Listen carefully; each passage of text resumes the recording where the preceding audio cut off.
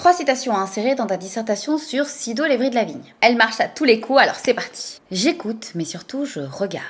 En plus d'être courte, cette phrase résume très bien la manière dont Colette perçoit le monde. Chez elle, la connaissance ne passe pas seulement par la réflexion ou par les idées. Elle passe d'abord par les sens. Regarder, observer, sentir, écouter. C'est ainsi que l'écrivaine entre en relation avec la nature. Cette attention extrême au détail est au cœur de son écriture. Colette capte les mouvements les plus infimes du monde vivant, donc la lumière, les animaux, les saisons, les plantes. Comprendre le monde pour Colette, c'est d'abord apprendre à le contempler. Et tous ses sens sont au service de cette contemplation. Le jardin de ma mère est un paradis terrestre où chaque fleur, chaque arbre a sa place et son histoire.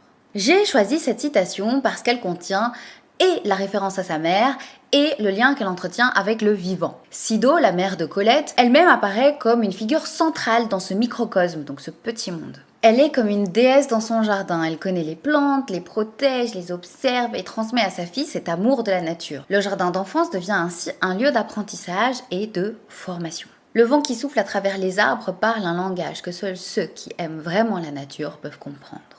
Ici, Colette suggère que la nature possède son propre langage. Les arbres, le vent, les animaux semblent communiquer avec ceux qui savent les écouter. Cette idée renforce l'impression d'harmonie entre l'être humain et le monde naturel.